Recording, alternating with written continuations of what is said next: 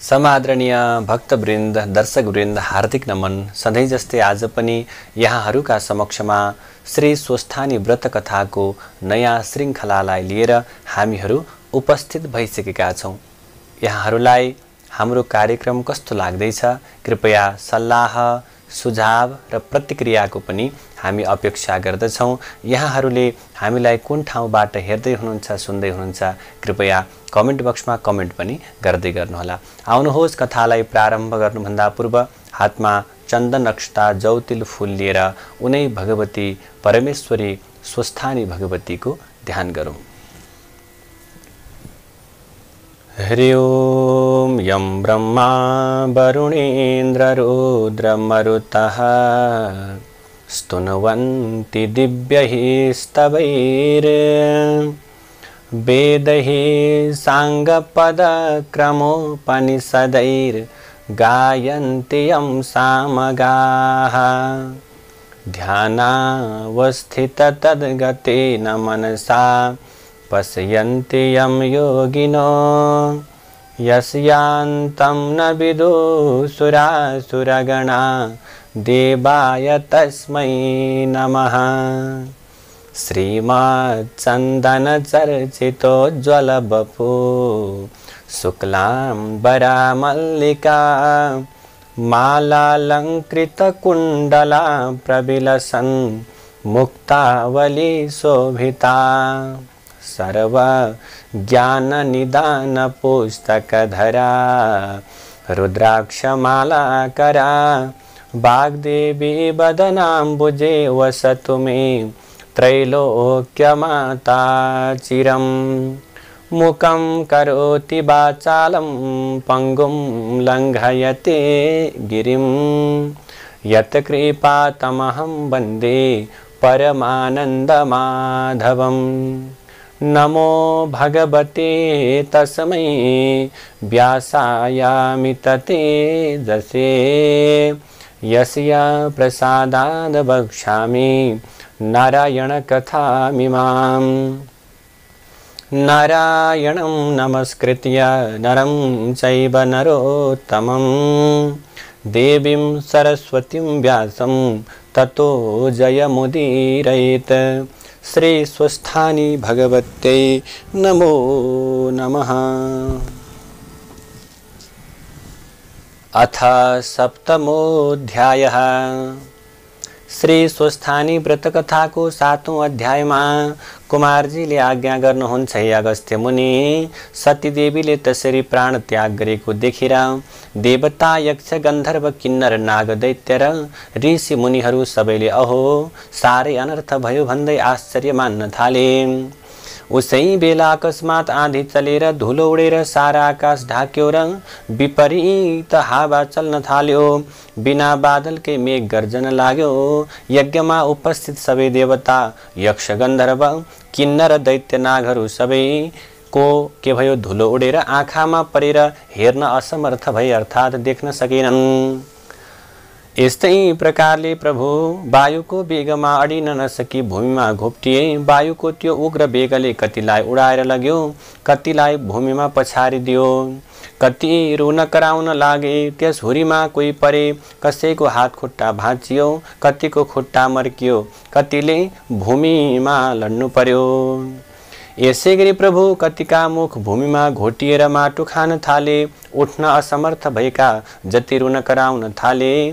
कति रक्षा गर भन्दै मरे, बाबा बचाऊ बचाऊ भन्दै कराउन लागे। यस्ता प्रकारले यज्ञमा उत्पाद भएको केही बेरपछि हुरीको वेग कम भयो र दक्ष प्रजापतिले चिन्ता गरी सबै छोरी ज्वाइँलाई नडराऊ, डराउनु पर्दैन भनेर सान्त्वना दिइसकेपछि चित्तलाई आकुल र व्याकुल गरी अब कसो गरौँ भन्दै गुरु बृहस्पति कहाँ गएर बिन्ती गरे। हे गुरु, अनर्थ भयो, अब कसो गर्ने? असम्भवको अप्रत्यक्ष भयो, अथवा भनौँ असम्भव कुरा आज प्रत्यक्ष भएर आयो भन्दै अत्यन्त भयभीत स्वरमा कराउन लागे।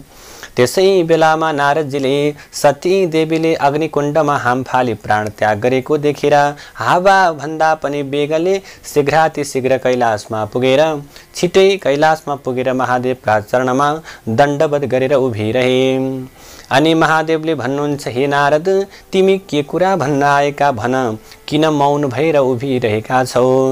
यस्तो शङ्करजीको आज्ञालाई सुनेर हात जोडेर नम्र स्वरमा बिन्ती गर्दछन्, हे ईश्वर, हजुरकी प्राणप्रिया सती देवीले दक्ष प्रजापतिको यज्ञाग्निमा हाम फालेर अथवा प्राणलाई के गर्नुभयो, त्याग गर्नुभयो। किनभने हे जगदीश्वर, हे करुणाका सागर, पापिष्ठ दक्षले हजुरका विषयमा अनेक क्षुद्र वचनले हेला गरेर निन्दा गरेको सुनेर त्यो महादेव कहाँको देवता हो, त्यो त बहुलाप हो, त्यसलाई नडाकेर मेरो के नै हुन सक्छ र मेरा 33 कोटी छोरी ज्वाइँ र ब्रह्मा विष्णु आदि छँदैछन्, कस्तै भए पनि मैले त्यसलाई बोलाउने होइन इत्यादि प्रकारका अत्यन्त दुर्वचन बोलेको सुन्दा सहन नसकेर अत्यन्त क्रोधले युक्त भएर भूमिमा आफ्नो गोडालाई प्रहार गरेर यज्ञको परिक्रमा गरे। कसैको पनि मुखतर्फ हेर्दै नहेरी केवल हजुरको नाम लिँदै अर्थात् शिव शिव शिव भन्दै यज्ञाग्निमा हाम फालेर आफ्नो प्राणलाई माताजीले देह त्याग गर्नुभयो। हे प्रभु, हजुरको डरले अग्निले अझैसम्म पनि डढाउन सकेको छैन, दग्ध गर्न सकेको छैनन्, केवल प्राण छाडेर यज्ञकुण्डमा शयन गरे झैँ सुतिरहनु भएको छ। हे प्रभु, हे ईश्वर, यही कुरा बिन्ती चढाउनका निम्ति आएको हुँ। हे चन्द्रमौली, अनर्थ भयो प्रभु, अब कसो गर्ने। यति भनेर नारदजी उभिरहे। नारद मुनिका कुरालाई सुनेर महादेवद्वारा आज्ञा भयो, हे मुनि, तिमीले भनेको यो कुरा के सत्य हो त, के निश्चय नै हो त, कि सत्य होइन। शिवको यस्तो वचनलाई सुनेर नारदजीले भन्नुहुन्छ, हे जगदीश्वर, हजुरका सामुमा मिथ्या अर्थात् झुटो बोल्ने साहस अथवा शक्ति ममा छैन। ध्यान दृष्टिले हेर्नु भए हजुरलाई सत्य र असत्यको ज्ञात हुनेछ। नारदजीका त्यस्ता प्रकारका वचनलाई सुनेर ध्यान दृष्टिले विचार गरी हेर्नुभयो त अत्यन्त क्रोधले तिनै नेत्रबाट अग्निका ज्वाला निकालेर दारा किटेर पाखुरा निमुड्दै नारदजीको सामुन्ने भई भन्नुभयो, अथवा नारदजीको सामुन्नेमा नै महादेवले भन्नुभयो, हे मुने, 33 कोटी देवताले रक्षा गरिएको पापिष्ठ दक्षको विनाश नगरी मैले छाड्ने छैन, अब तिमी आफ्नो आश्रममा जाओ भनेर बिदा दिनुभयो र नारदजी श्री महादेवलाई दण्डवत प्रणाम गरेर आफ्नो धामतर्फ गए। नारदजी गइसकेपछि शिवजीले सतीदेवीलाई सम्झेर रिसले तिनै नेत्रबाट अग्निका जस्तै ज्वाला निकालेर शिखाबाट एउटा जटा झिकेर भूमिमा पछार्नुभयो। त्यसैबाट मेघ गर्जे जस्तै चर्को चर्को शब्द गरी भयङ्कर आवाज आउन थाल्यो। चतुःषष्ठी योगिनी र भूत प्रेत पिशाच प्रमथगणले सहित भएर महाकाली भगवती उत्पन्न भइन्। कस्ती महाकाली भने डरलाग्दो अनुहार भएकी, लामा लामा दारा निस्केकी, आकाश जस्तै पेट भएकी र बाघको छाला कम्मरमा बेरेकी, अनि यस्तै प्रकारले कपाललाई फिजाएकी, हातमा भयङ्कर प्रकारको खड्गलाई धारण गरेकी, कहिले हाँस्ने कहिले जिब्रो निकाल्ने यस्ती महाकाली शिवजीको सामुन्नेमा उभिएर के कति कामले मेरो आराधना गर्नुभयो भनेर बिन्ती गरिन्। अनि महादेवले अघि झैं अर्को जटा झिकेर भूमिमा पछार्नुभयो। त्यसबाट पृथ्वीलाई कम्पायमान पार्दै क्रोधित सिंह जसरी गर्जन्छ त्यस्तै प्रकारको ध्वनि निकाल्दै निकाल्दै हजार सूर्य जस्तै तेज भएका, सम्पूर्ण शरीरमा खरानी घसेका, मुण्डमाला लगाएका, दायाँ हातमा त्रिशूल लिएका र बायाँ हातले डम्बरू बजाउने यस्ता भीषण मूर्ति भएका वीरभद्रले महादेवका अगाडि उभिएर बिन्ती गर्न थालेछन् र भन्दछन्, हे शम्भो, हामीहरूलाई किन आराधना गर्नुभयो। वीरभद्रले भन्दछन् हात जोडेर, हे प्रभु, हे भगवान, हामीहरूलाई किन आराधना गर्नुभयो। तिनीहरूको यस्तो प्रार्थनालाई सुनेर महादेवद्वारा आज्ञा भयो, हे वीरभद्र, हे महाकाली, तिमीहरूलाई पापिष्ठ दक्ष प्रजापतिको यज्ञलाई विध्वंस पारेर उसको पनि संहार गरी दक्षका सहायक संरक्षक देवताहरूको पनि संहार गरेर आओ भनेर डाकेको हुँ। अब तिमीहरू नन्दी, भृङ्गी, 64 योगिनी, भूत प्रेत पिशाच समेत भएर दक्षको यज्ञलाई विध्वंस गर्नका निम्ति तत्कालै जाऊ। श्री महादेवको यस्तो प्रकारको आज्ञालाई सुनेर नन्दी भृङ्गी भूत प्रेत योगिनी र पिशाच सहित भएर मेघ गर्जे जस्तै गरेर सिंहनाद गर्दै पृथ्वी डोलायमान पार्दै साक्षात् यमराज नै प्राणीको नाश गर्न हिँडे जस्तै क्रोधित भएर शिवको आज्ञालाई सिरोपर गरेर कैलाश पर्वतबाट उनीहरू हिँडे। तिनीहरूको चालामाला त्यो प्रकारको व्यवहारलाई देखेर पृथ्वीलाई भार थाम्नका निम्ति अत्यन्त कठिन भयो र थर काँपिन। सात समुद्र छचल्किए, समस्त जीवहरू त्राही त्राही भए। दक्षको यज्ञमा पनि प्रभु अनेक किसिमका उत्पातहरू हुन लागे। आकाशमा काग र गिद्ध मण्डलाकार गरी उड्दै कराउन थाले। स्यालहरू आँखा र मुखबाट आगोको ज्वाला निकाल्दै कराउन र दगुर्न थाले। रगतको वृष्टि भयो, विपरीत वायु चल्न लाग्यो। यस्तो उत्पात हुन लागेको देखेर यज्ञ मण्डपमा बसेका सबैजना हाहाकार गर्दै यता र उता भाग्न थाले। स्त्री बालक बुढाहरू भाग्न नसकेर भूमिमा घोप्टिएर रुन कराउन लागे। कोही अझ के हुने हो भनेर डराएर त्राही त्राही हुन लागे। ठिक उसै बेला शिवजीको आज्ञा पाएर उन्मत्त भएका वीरभद्र र महाकाली नन्दी भृङ्गी आदि शिवका गणहरू मेघ गर्जे जस्तै गर्जँदै हात्तीका बथानमा सिंह पसे जस्तै गरेर दक्षका यज्ञमा पुगे र दक्षद्वारा डाकिएका देवता यक्ष गन्धर्व किन्नर नाग दैत्यगणसित परस्परमा युद्ध गर्न थाले, जुझ्न थाले। त्यो देखेर दक्षका कन्याहरू देवकन्या नागकन्या ब्राह्मण ऋषि मुनि आदि सबै त्राही त्राही नारायण भन्दै रोई कराएर 10 दिशातिर भाग्न थाले। कोही भाग्न नसकेर लडे, कसैका हात खुट्टा भाँचिए, कोही टाउको भरले पल्टेर माटो खान लागे, कति मूर्छा परेर असहाय यस्ता प्रकारले भएर भूमिमा लडिरहे। तर विष्णु प्रभृति देवता यक्ष गन्धर्व किन्नर आदि सबैले दक्ष प्रजापतिको रक्षा गर्नका निम्ति शस्त्र अस्त्र लिएर वीरभद्र र महाकालीमाथि प्रहार गर्न लागे। यसरी परस्परमा घमासान संग्राम भयो। इन्द्रादि देवताहरूले कुन कुन अस्त्र प्रहार गरे भने इन्द्रास्त्र, अग्न्यस्त्र, देव्यस्त्र, वरुणास्त्र, पाशुपतास्त्र, ब्रह्मास्त्र, तोमर गदा खड्ग मुसल नागपाश आदिले वीरभद्र र महाकाली तथा 64 योगिनी भूत प्रेत प्रमथगण र विषम ज्वरमाथि प्रहार गरे। यस्ता तरहले आफूमाथि शस्त्रास्त्र अथवा भनौँ शस्त्र अस्त्रहरूको प्रहार गरेको देखेर वीरभद्रका गणहरूले पनि कठोर स्वरले गर्जेर दक्षका सैन्यभित्र पसेर जति भेटे उतिको शिरलाई समातेर निमोठेर हात खुट्टा भाँचेर यस्ता प्रकारले गोडाको प्रहार गरेर मुर्कीको प्रहार गरेर देवताहरूको संहार गरे। उता महाकालीले पनि प्रत्यक्ष काल जस्तै खड्ग लिएर वर्षा कालको प्रचण्ड मेघ गर्जे झैं गर्जेर सिंहनाद गर्दै मृगका फौजमा सिंह पसे जस्तै गरेर सुकेका परालमा आगो लागे जस्तै गरेर दक्षका सेनाको संहार गरिन्। वीरभद्र समेत नन्दी भृङ्गी चतुहो षष्ठी योगिनी भूत प्रेत पिशाच प्रमथगण समेतले शत्रुतिरका कसैको शिर कसैको हात खुट्टा छुट्याए, कसैलाई निमोठेर रगत पिएर नाच्न लागे, कोही हाँस्न लागे, कसैको मांस लुच्न थाले, कसैको कोखमा प्रभु प्रहार गर्न थाले, कोही देवता भागे। यसरी दक्षका कोटि कोटि सेना र कोटि कोटि देवताको संहार गरे। त्यसरी संहार गरेको देखेर दक्षका सेना र देवताले वीरभद्र र महाकालीमाथि आफ्ना शस्त्र अस्त्र प्रहार गरे। तर ती सम्पूर्ण शस्त्र अस्त्र महाकालीको शरीरमा छुनासाथ आफै भस्म भएर जान्थे। फेरि शिवगण र महाकालीले दक्षका सैन्य र देवगण यज्ञमा आएका धेरै वीरहरू मारिदिए। विषम ज्वरले पनि सबैका शरीरमा प्रवेश गरेर अचेत पारिदिए। अनि वैकुण्ठका स्वामी भगवान श्री विष्णुले सम्पूर्ण देवता यक्ष गन्धर्व किन्नर दैत्य नाग सहित दक्षका सबै सेनालाई अचेत भएका देखेर आफ्नो देहबाट शीत ज्वरो उत्पन्न गरेर सबैलाई सचेत गराए। फेरि अनेक शस्त्र अस्त्र लिएर बत्तीमा पुतली गए झैं वीरभद्र र महाकाली माथि जाइ लागे। वीरभद्रले पनि त्रिशूल लिएर सिंहनाद गर्दै सुकेको खरमा आगो लगाए झैं गरेर एकै क्षणमा दक्षका अनेक सेनाहरू काटेर मारिदिए। तिनमा कसैका शिर छैनन्, कसैका हात छैनन्, कसैका खुट्टा छैनन्। यस्तो भयावह स्थिति देखेर कोही रक्षा गर भन्दै भाग्न पनि नसकेर भूमिमा लडिरहे।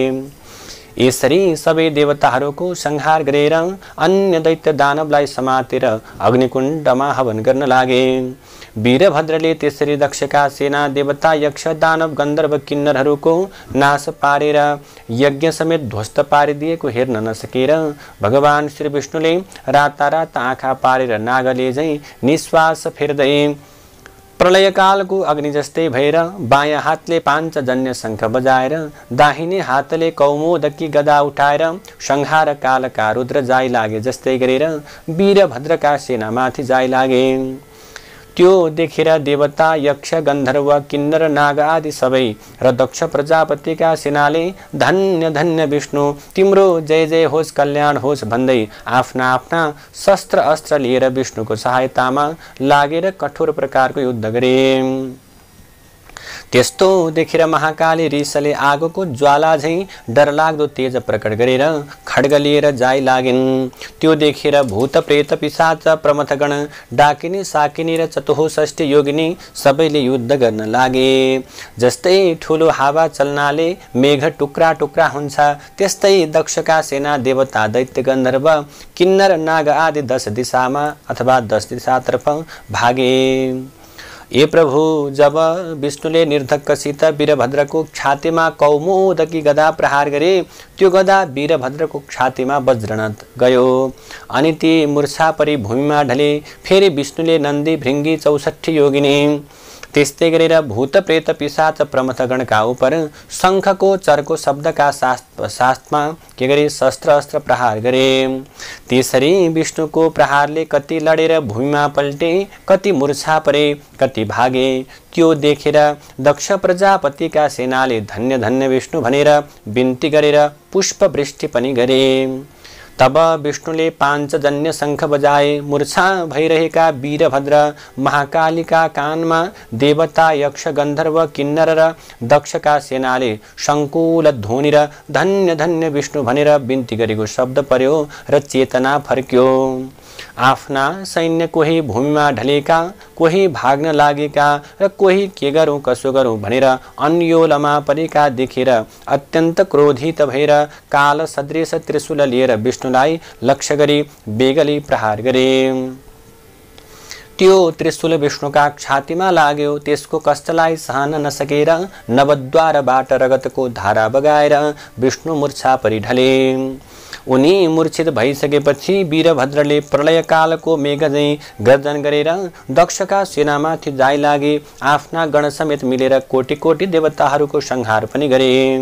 वीरभद्र गर्जेको अथवा भनौँ वीरभद्रको भयंकर आवाज सुनेर गर्जेको शब्द उनका गणहरू नन्दी भृङ्गी प्रमथगण समेतका कानमा पर्यो र बिउझिएर उभिएर हेर्दा रणभूमिमा विष्णु मूर्छा परेका र वीरभद्रले दक्ष सैन्य र देवताहरूको संहार गरे को देखेर धन्य धन्य वीरभद्र भनेर आफ्ना आफ्ना शस्त्र अस्त्र लिएर दक्षका सैन्यमाथि जाई लागे। त्यसरी अत्यन्त प्रकारको के भयो, ठुलो भयंकर युद्ध भयो। कस्तो युद्ध भने हे मुनि, महाकाली र वीरभद्र तथा उनका सेना समेत जाई लागे अनि कसैले टुपी समातेर पछारेर के गरे खड्गले प्रहार गरेर वध गरे, कसैलाई मुड्कीले प्रहार गरेर मारे, 64 योगिनीले पनि कतिलाई निमोठेर मारे। यस्ता प्रकारले विभिन्न प्रकारको त्यहाँ के हुन थाल्यो, ठुलो युद्ध हुन थाल्यो। कसैलाई पक्रेर अग्निकुण्डमा होमिदिए। यस्ता प्रकारले देवता यक्ष गन्धर्व दैत्य किन्नरको नाश गरेर वीरभद्रका सैन्यले जय जय भनी कराएको शब्द मूर्छा परेका विष्णुको कानमा पर्यो।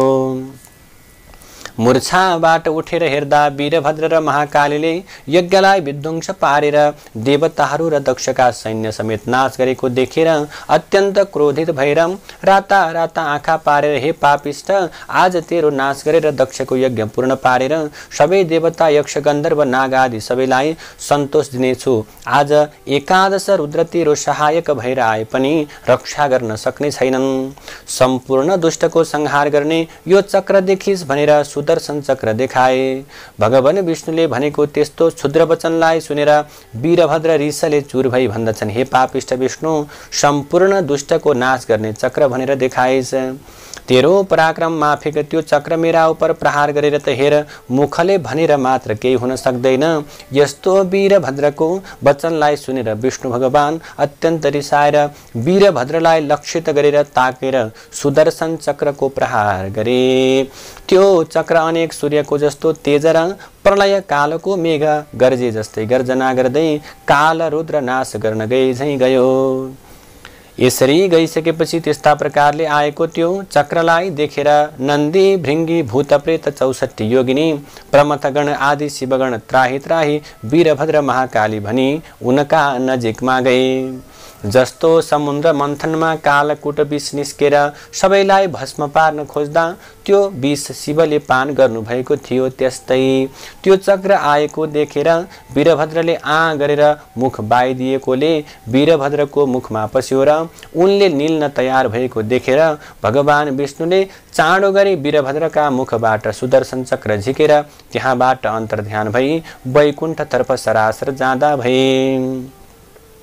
जय जय श्री स्कंद पुराणे केदारखंडे माघ महात्मे कुमार अगस्त्य संवादे श्री स्वस्थानी परमेश्वर्या व्रतकथायां दक्षसेना वधो नाम सप्तमोऽध्याय। नारायण हरि हरि। समादरणीय भक्तवृन्द, कथालाई श्रवण गरिसकेपछि आउनुहोस् अन्तिममा पुनः पुष्पाञ्जलि गरौँ। हरि ओम उपनयतु मंगलं वः सकल जगन मंगलालयः श्रीमान दिनकर किरण निबोधिता नवनलिन दल निभेक्षणः कृष्णः काले वर्षतो पर्जन्यः पृथिवी सस्यशालिनी देशोऽयं क्षोभरहितो ब्राह्मणा सन्तु निर्भयाः अपुत्राः पुत्रिणः सन्तु पुत्रिणः सन्तु पौत्रिणः निर्धनाः सदना सन्तु जीवन्तु शरदां शतं तत्रैव गंगा यमुना च तत्र गोदावरी सिन्धु सरस्वती च तीर्थानि सर्वाणि वसन्ति तत्र यत्र च्युतोदार कथा प्रसंगः या कुन्दिन्दु तुषार हार धबला या शुभ्रवस्त्रावृता या वीणा वरदण्ड मंडितकरा या श्वेत पद्मासना या ब्रह्मा च्युत शंकर प्रभृतिभिर्देवही सदा वन्दिता सा मां पातु सरस्वती भगवती निःशेषजाड्यापः कायेन वाचा मनसेन्द्रियैर्वा बुद्ध्यात्मना वा प्रकृति स्वभावात् करोमि यद्यत् सकलं परस्मै नारायणायेति समर्पयेतत्। ओम श्री स्वस्थानी दिव्यार्पणमस्तु।